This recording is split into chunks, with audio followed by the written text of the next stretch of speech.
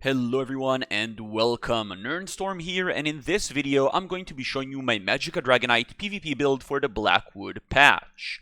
This build is by far the most fun build I've played in a long while, with proc sets returning to PvP but losing some of their power level, and most players still using very defensive builds. I was once again able to build a very effective burst MagDK setup that can survive the Zerg and burst down even super tanky players. I've been missing this playstyle a lot, and I've been enjoying this build a ton despite all the current game-breaking bugs in PvP, and now I am finally sharing it with you all. Before we begin, please consider liking the video or hitting the subscribe button if you enjoy my content. These two little things really help me grow my channel and I'll very much appreciate it. A massive shout out to my supporters on Patreon. Thank you so much for supporting me and allowing me to create my builds, guides, and videos. More on how you can support me at the end of the video. Lastly, I'd like to mention that a written version of this build is already available on my new website alongside many other PvP builds written by myself and some of the best content creators ESO has to offer. Link will be down in the description. And now, without further ado, let's get started with the build. Starting up with our attributes, as you can see, I've got 20 points into health with the rest into Magicka. This high amount of attributes going into health is mainly meant to push our HP pool a bit higher, as our build is very offensive and could use a bit more health to work with defensively. As for our stats, we've got over 28k Magicka, 29k health, and 16k stam, so okay max pools overall, but nothing too crazy yet. Our recoveries with our potion buff are going to be over 2k Magicka recovery and over 800 stamina recovery, so decent values here.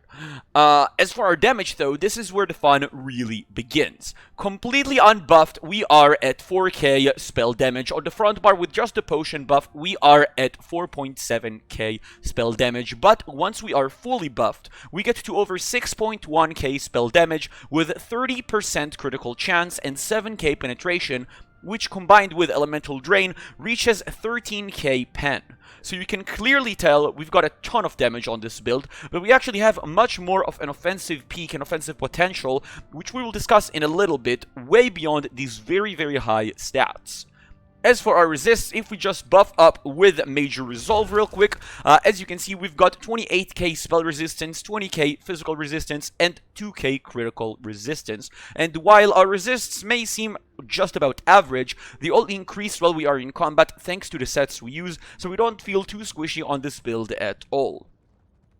Next to our sets by order of importance, starting up with Burning Spellweave, which we are only using on the front bar. This is just the bread and butter of MagDK. This is one of the best spell damage sets in the game, with a very high uptime for a very high amount of spell damage it gives, as long as we can keep applying flame damage to enemies, which is never a problem for a MagDK. It's simply the perfect damage set for us to use.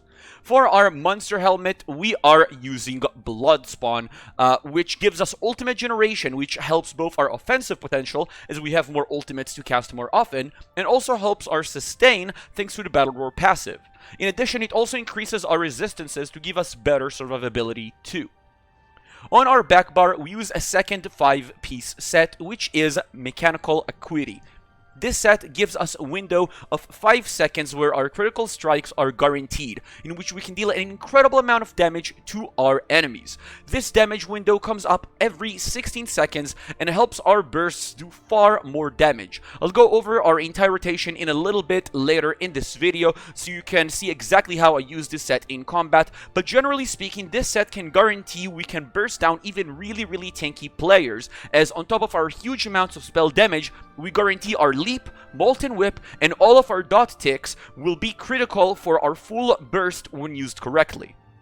If you prefer using a more defensive setup, I'd recommend replacing this set with Clever Alchemist, which would increase your health pool, or maybe even Pariah, which you'll obviously have to double bar, which is perhaps the best defensive set to use at the moment. This, however, would come at a massive cost to your burst, and for me personally, this is the most fun part of PvP, which is exactly why I use this set and not a defensive alternative. Next, we are using one piece of armor of the trainee just to increase our health a little bit. And lastly, we use the Wild Hunt Mythical Ring on this build. When looking into the different mythics we can use effectively on MagDK Dispatch, especially on a crit-oriented one, the only two that seem relevant would be Wild Hunt, which is just as effective as using 2 Swift traits, or Death Dealer's Feet, which is decent too but doesn't feel too relevant on this build in particular, which is why we use this mythic over the other ones.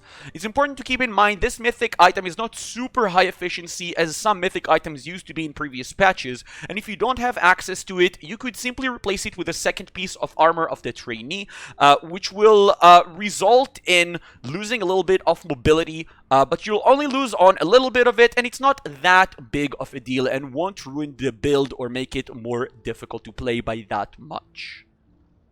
The weapons we use on this build are a bit different from what we've used in the past, so I'll go over that a bit as well. On the front bar, we are currently using dual wield. This is because this build is burst oriented, and using dual wield currently provides far more damage than using a flame or a shock staff, or even a two-handed weapon. As your light attacks now scale off of your highest weapon or spell damage, no matter what type of weapon you use, dual wield is simply the best offensive weapon type for the sake of pure damage.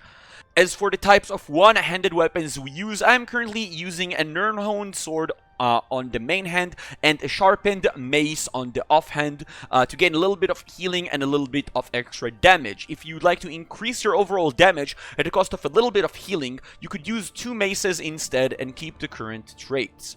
If you don't have dual wield or don't wish to replace your old flame staff, you could definitely use a more traditional burning spell weave flame staff on the front bar instead, and you won't be losing too much damage either. It's really not that big of a deal. On the back bar, we are using an ice staff for its blocking benefits, as well as the ability to use elemental drain, which we can no longer use on our front bar due to it being dual wield. I'll now go over all of my pieces so you can see exactly which ways, traits, and enchants I'm using on absolutely everything. Keep in mind you can also view this on the written build page on my website, alongside explanations for why I chose everything, alternative traits for items, and much, much more. Next to our skills, starting up with the front bar, we are using Burning Embers, which is an effective damage over time or dot ability that can also act as a very powerful heal if you recast it on the same target after a few seconds or let its effect expire.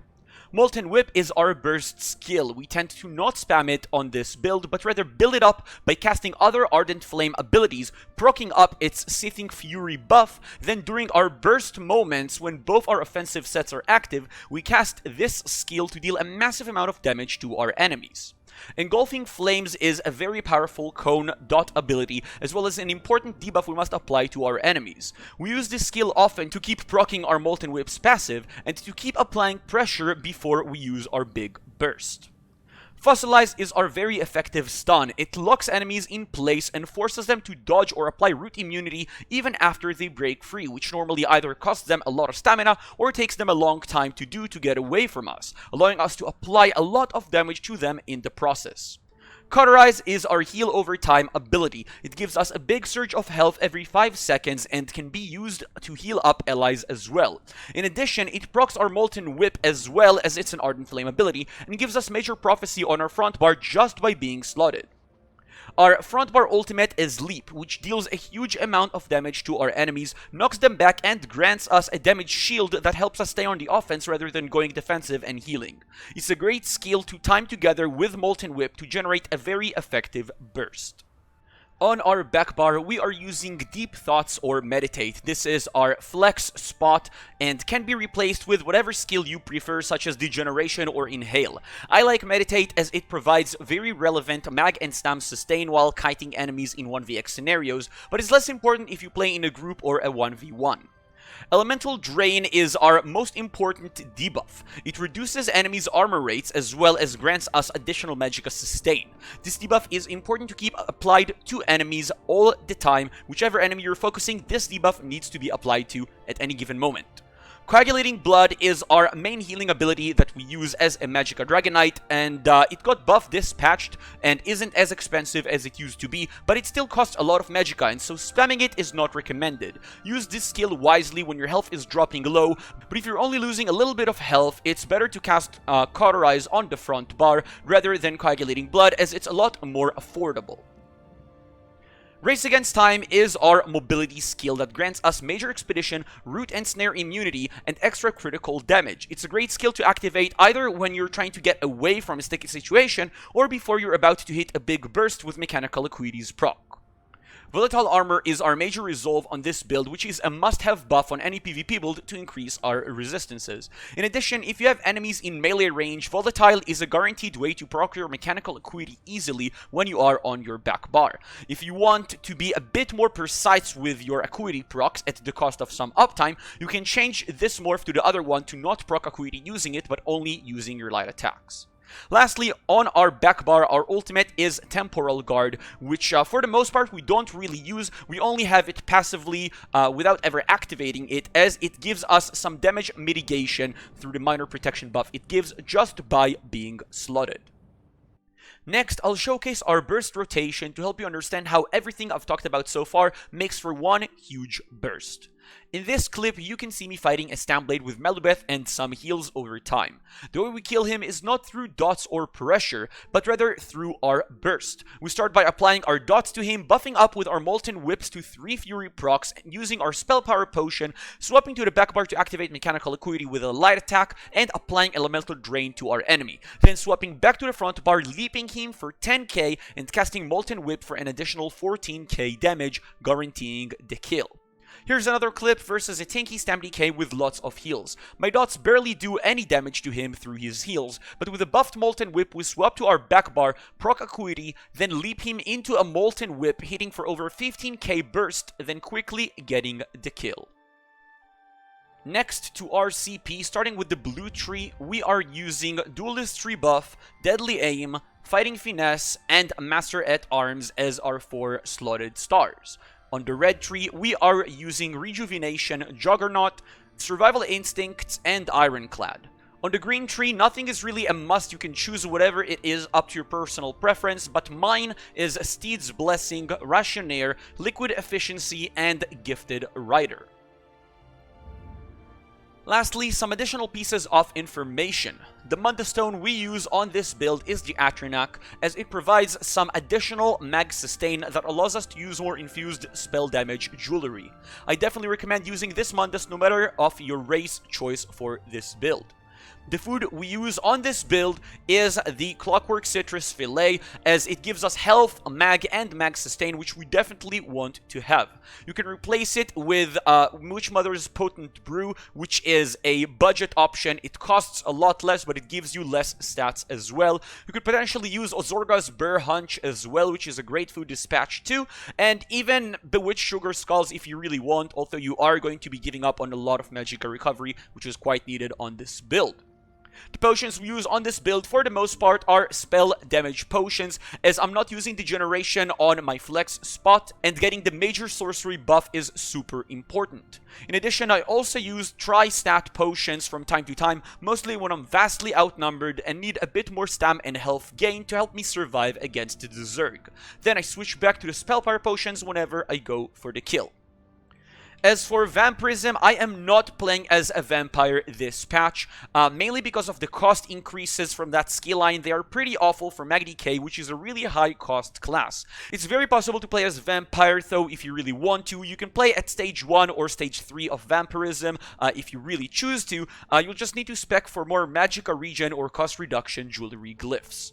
And last, for our race, I personally choose to play as a Breton on this build, mainly due to its huge mag abilities cost reduction, but there are other races that can work on this build. Many of them could. Other great alternatives would be High Elf, Dark Elf, and even Khajiit thanks to its crit modifiers. And that's about it. Thank you all for watching this build video. I hope you enjoyed it and found it useful. Before I leave you with some gameplay action of this build, I'd just like to mention that if you enjoyed this build video, please make sure to leave a like and hit the subscribe button for more of my content. If you have any questions, you can reach out to me through my Discord server or on my Twitch live streams. Links will be down below in the description. Lastly, I'd like to once again thank my Patreons on Patreon for supporting my content creation and allowing me to keep creating creating more builds, guides, and videos for you all. If you enjoy my content and would like to support the making of it, please check out my Patreon page. You can get a ton of cool benefits from it, and it's the best way to support my content creation. Thanks again everyone for watching. Here's some gameplay footage of this build, and I'll see you all in the next one.